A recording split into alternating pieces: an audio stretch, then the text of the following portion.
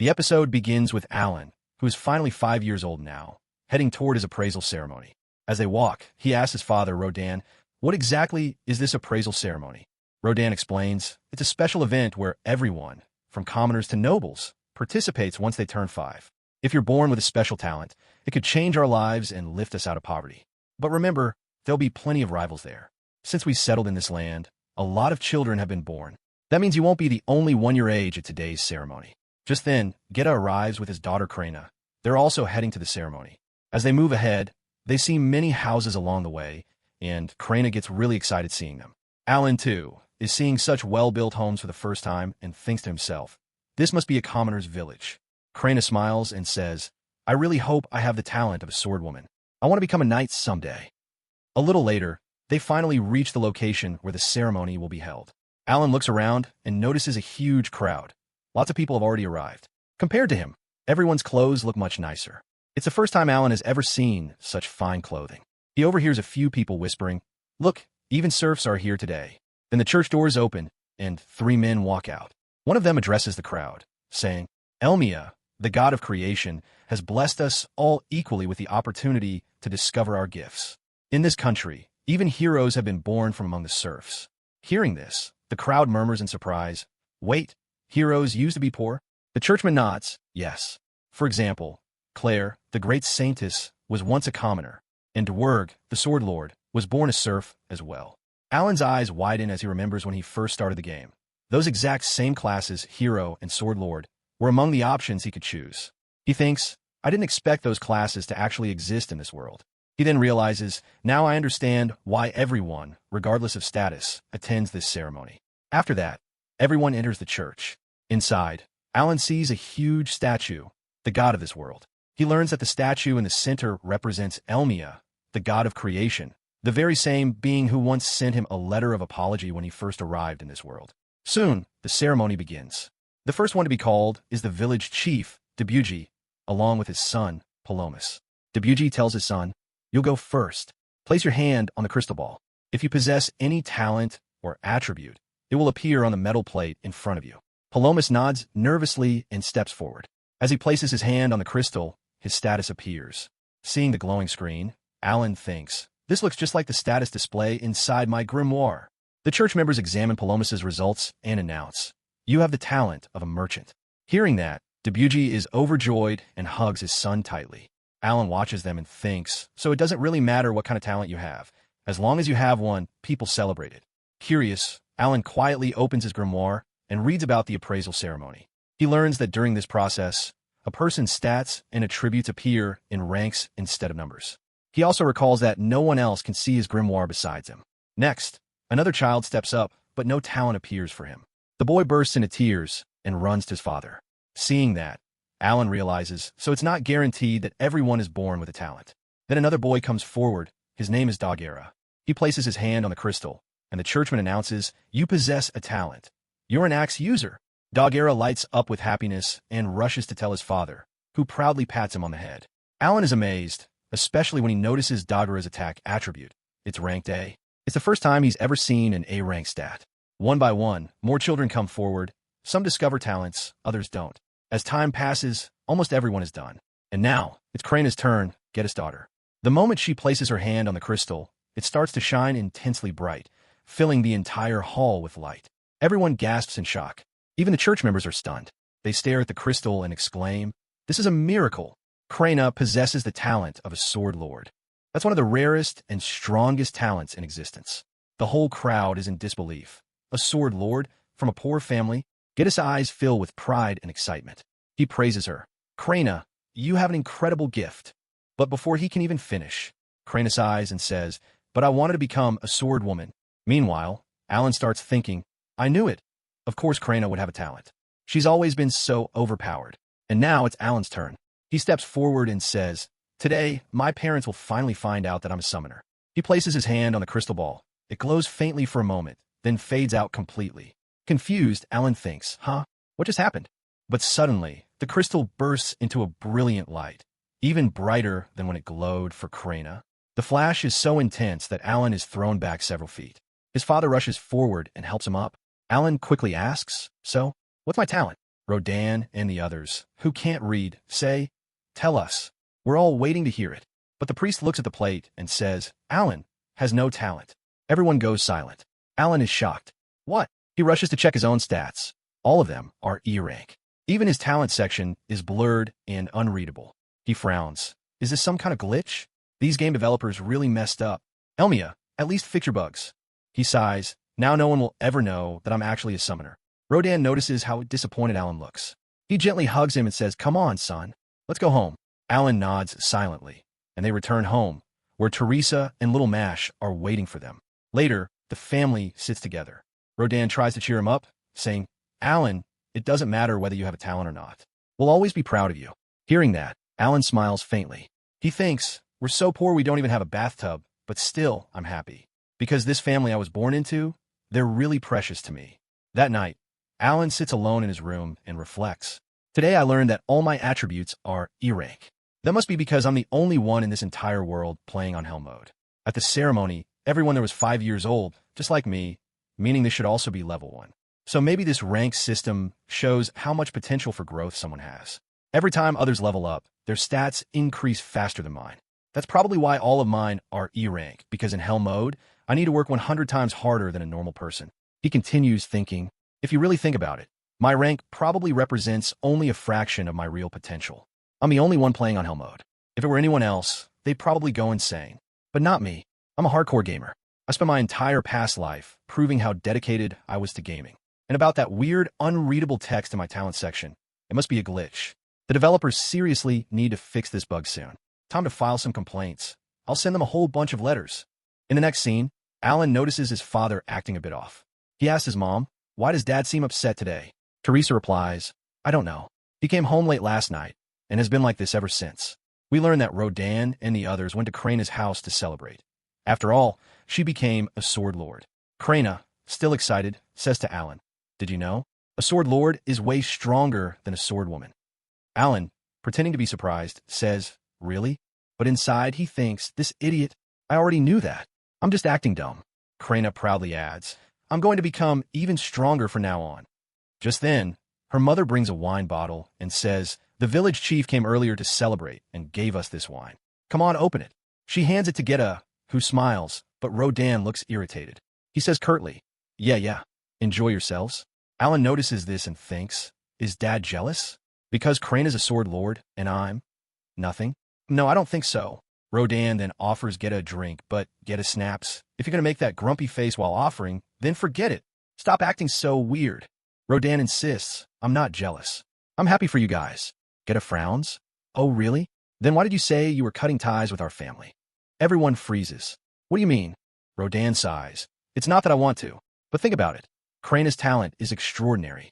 She could join the knights and serve the country. Maybe even become a noble one day. When that happens, your family will rise above ours. So you might as well get used to not talking to poor folks like us anymore."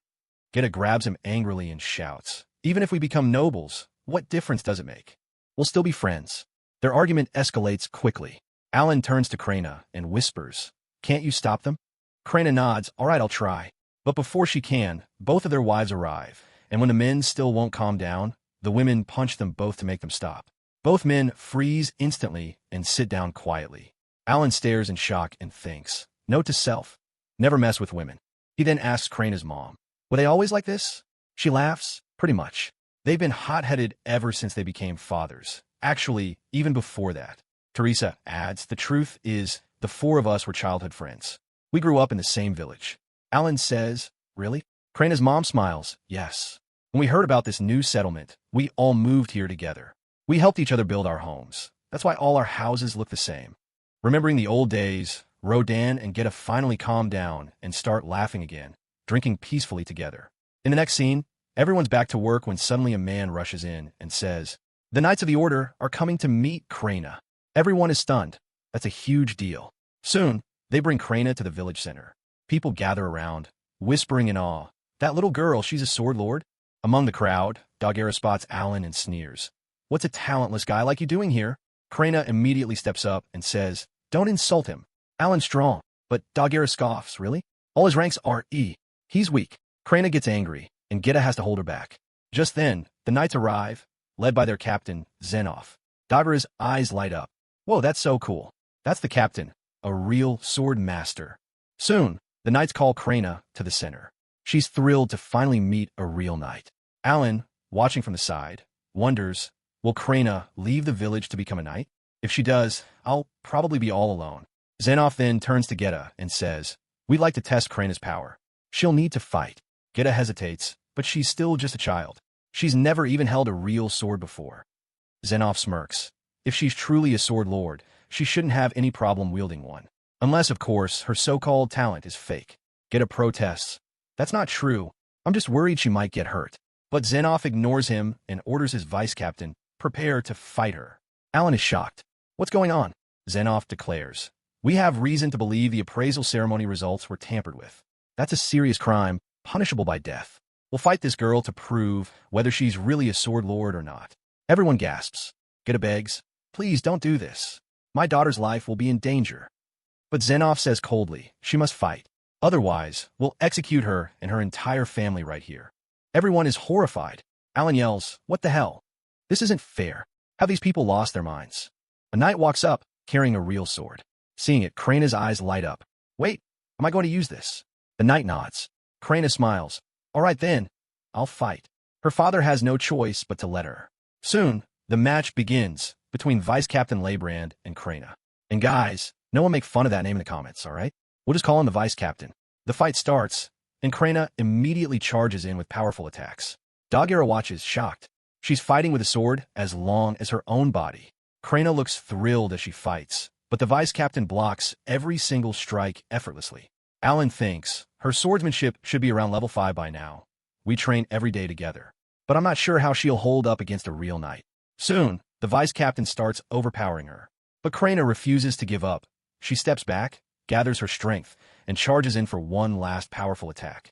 Seeing this, the Vice Captain panics and cheats. He kicks her hard in the stomach, sending her crashing into a wall. Furious, Geta runs to save her, but the knights block his way. The knights stop Alan and Rodan as well, preventing them from stepping forward. Alan looks at the scene and says, this is obviously too much for Krena. Even if she's a sword lord, her opponent's a full-grown man. Of course, he has the advantage. Everyone thinks Krena has lost. But suddenly, she stands up again. A green aura starts rising from her body, and her power surges dramatically. Her speed increases, her movements become sharper, and now she launches a barrage of attacks at the Vice Captain. The Vice Captain struggles to block her. The pressure is overwhelming. He quickly realizes that Krena's extra skill has awakened. Seeing her strength, even Alan is impressed. Krena channels all her might and strikes with everything she's got, breaking the Vice Captain's sword clean in half. Everyone watching is stunned.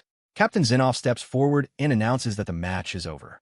Krena immediately stops and politely thanks the Vice Captain for fighting her. She smiles and says, that was fun. The Vice Captain collapses to the ground. He's lost. Everyone begins cheering for Krena. It's now clear to everyone that she's a true sword lord. Geta beams with pride and says, see, that's my daughter.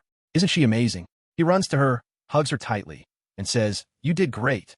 Then Xenoph walks over and says, Geta, I want to thank you for giving birth to a sword lord. And I must apologize. I treated you unfairly earlier.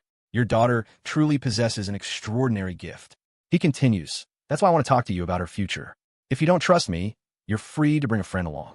Geta agrees, and soon everyone gathers at the village chief's house to talk. They're served a delicious meal, and Alan can't help but think, okay, now I get why the chief's son is here. But what are Dagera and his father doing here? He decides not to overthink it and focuses on the food instead. These fruits look so good. I'll sneak a few home for Mom and Mash, he whispers to himself. Xenoph begins speaking. Feel free to eat while we talk, but first, let me introduce myself. I'm Xenoph, captain of the knights.